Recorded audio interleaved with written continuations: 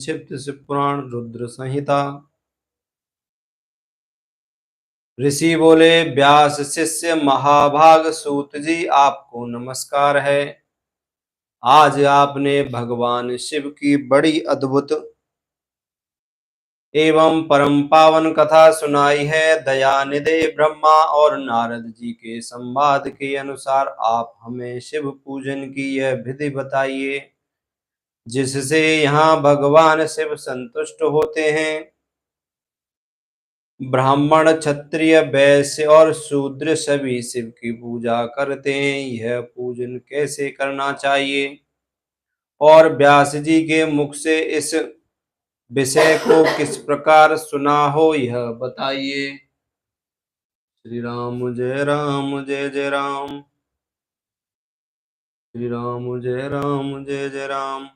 महर्षियों का यह कल्याणप्रद एवं श्रुति समस्त वचन सुनकर सूत जी ने उन मुनियों के प्रश्न के अनुसार सब बातें प्रसन्नता पूर्वक बताईं।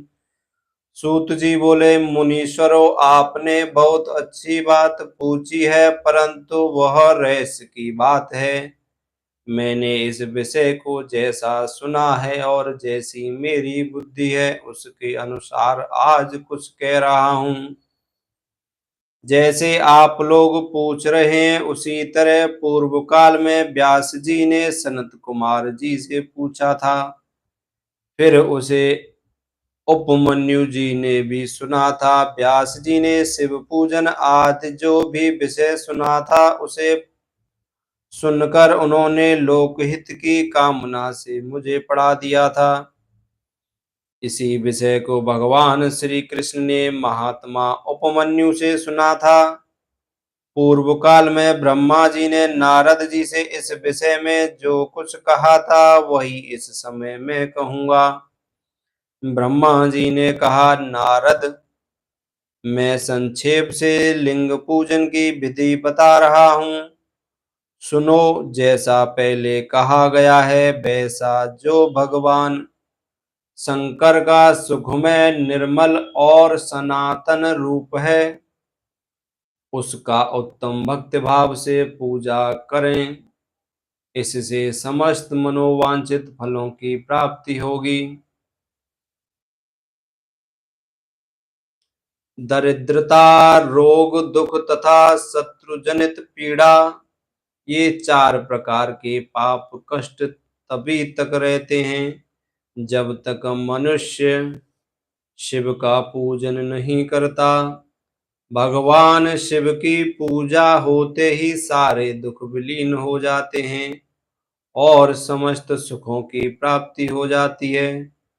तत्पश्चात समय आने पर उपासक की मुक्ति भी होती है और मानव शरीर का आश्रय लेकर मुख्यतया संतान सुख की कामना करता है। उसे चाहिए कि वह संपूर्ण कार्यों और मनोरथों के साधक महादेव जी की पूजा करे।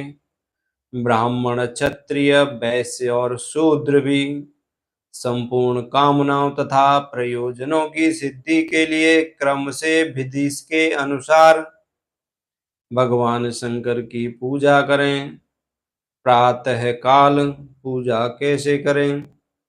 प्रातः काल ब्रह्म मुहूर्त में उठकर गुरु तथा शिव का स्मरण करके तीर्थों का चिंतन एवं भगवान विष्णु का ध्यान करें।